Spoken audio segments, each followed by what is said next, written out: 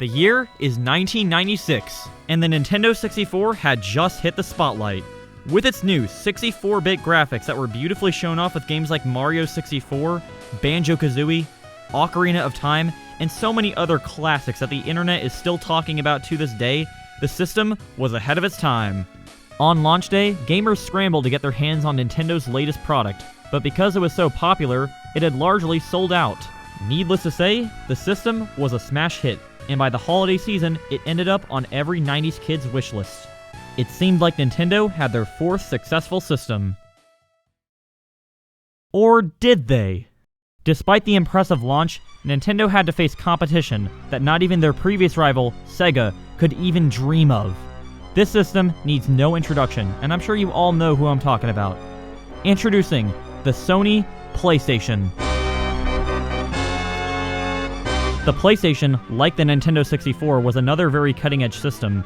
However, it was in a way that was more attractive to developers than consumers. The big difference all lied in the system's form of media, the CD. While not nearly as fast in terms of loading times, CDs excelled in nearly every other area, such as cost and size.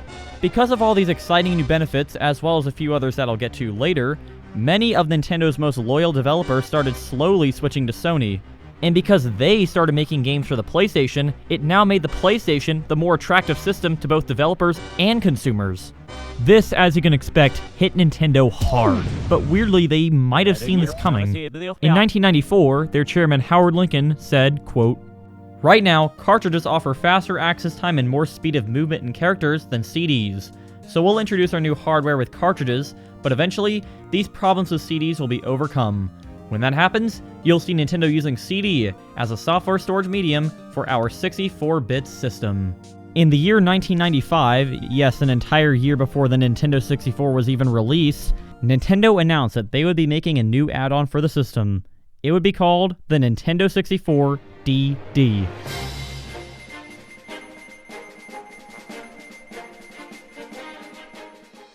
The Nintendo 64 DD, also known as the Nintendo 64 Disk Drive, was an add-on for the Nintendo 64 that opened the system up to a new proprietary type of medium that was similar to floppy disks. Now you might be asking yourself, why did I just go on about how CDs were superior to cartridges and even bring up that Howard Lincoln quote from earlier, only to then mention that Nintendo ended up using floppy disks as their medium? Well, to answer that question, allow me to compare all three types of media, the CDs, the cartridges, and the proprietary floppy disks, to each other. For starters, floppies held about 64 megabytes of storage, which was a whole lot less than the 650 megabytes that the CDs held, but more than the cartridges, which held about 16 megabytes. At the time, both floppies and cartridges could read and write, while CDs could only read from the console. The CDs have the cheapest and easiest production, the floppy disks are in the middle, and the cartridges are on the back.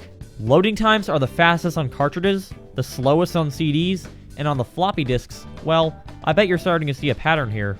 Because the cartridges and floppy disks are proprietary, this makes it so unlike the CDs, they are not PC copyable, which made them much less prone to piracy. Now, the only major disadvantage of floppies was that they were fragile because of their magnets. The CDs had a relatively moderate level of durability, while the cartridges were the most durable. Now, looking at this comparison, it looked like the floppies had the best of both worlds. They could hold a decent amount, they could read and write, they had easy and cheap production, they were fast, and they were not prone to piracy. This is one of the many reasons why Nintendo ended up going with this new form of media for the Nintendo 64 DD.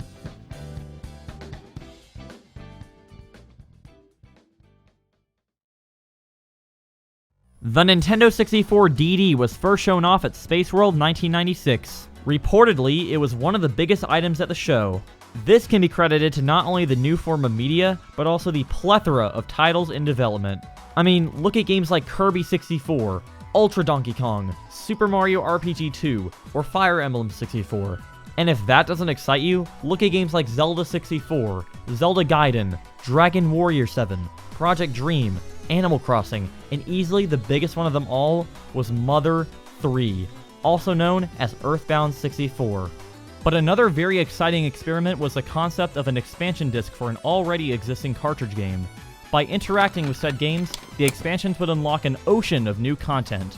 After both Zelda 64 and Mother 3 were converted to cartridges, expansion discs were planned for both, with the former of the two now becoming one of the most elusive and sought-after games in Nintendo's entire discography, Ura Zelda. Expansions were also planned for games like Desaimon and F-Zero X, but it's highly likely that even more were at least considered. Anyway, Howard Lincoln himself said the add-on was scheduled for release in Japan around late 1997, with no mention of an American or European release. Also, many of the developers who attended Space World were provided with their own development kit for the add-on. These development kits turn out to be pretty important in finding software developed for the add-on. More on that later. So at this point, things were looking up for the 64DD. On December 1st, 1997, Nintendo officially released the Nintendo 64DD worldwide. The system sold out in every single store for 2 years. Every single game released on it was critically acclaimed by fans and critics alike, and the system beat Sony and sold over 100 million units! I'm kidding, that's not what happened. The Nintendo 64DD may have had a very exciting announcement, but unfortunately, it would only go on a downward spiral that I would never get out of. On May 30th, 1997, Nintendo announced that the system's release would be delayed to March 1998 in Japan. Although it was not showcased with a prototype at E3 1997, they not only doubled down on its March 1998 release date for Japan, but even announced that the system would be released in the US around that same spring. They also announced that some of the first games to be released on the add-on were Mario Artist, SimCity 64, Pokemon 64, and Mother 3.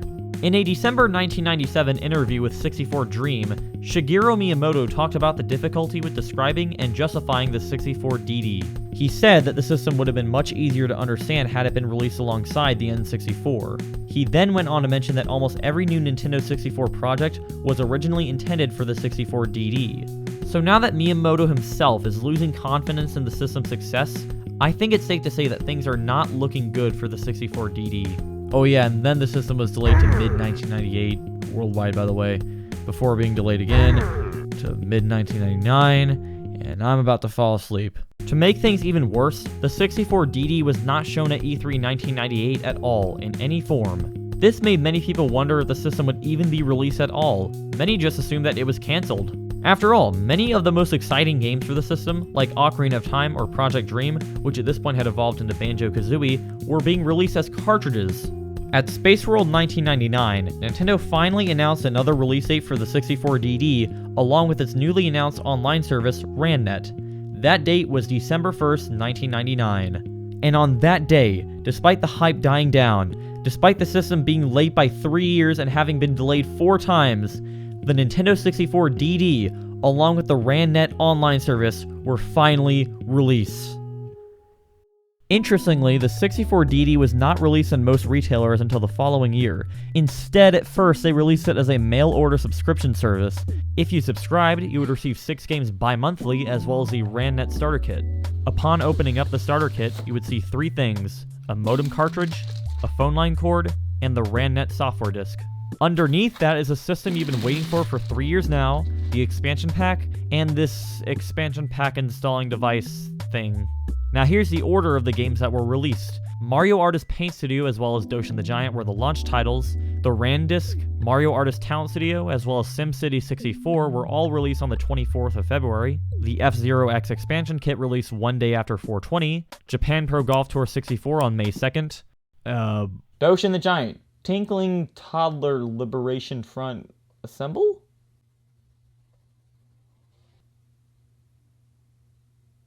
What? That was released on May 17th. Mario Artist Communication Kit, June 29th. And finally, Mario Artist Polygon Studio released exactly 2 months later. Now look, I don't know if you noticed this or anything, but I literally just listed off the entire library of the 64DD.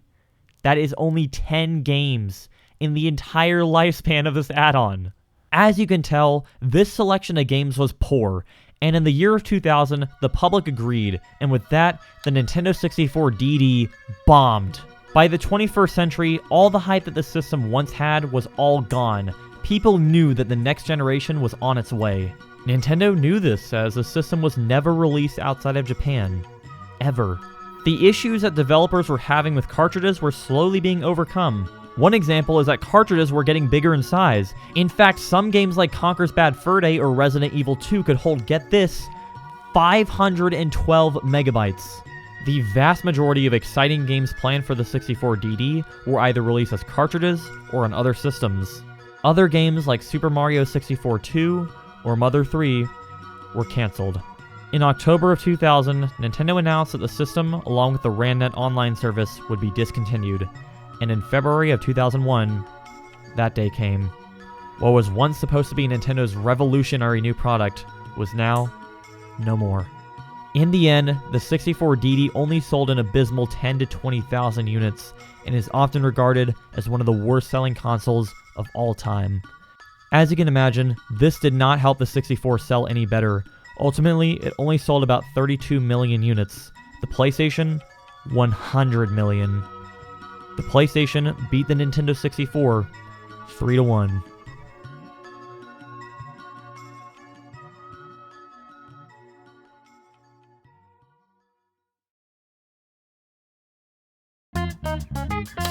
Wow, that was quite a lot to cover there. But as it turns out, we're not even close to being finished with the system. We still have to talk about the system itself, the games, and the incredible influence that the 64DD had on gaming as we know it. All of this and more will be covered next time on the Martin Mcg Show.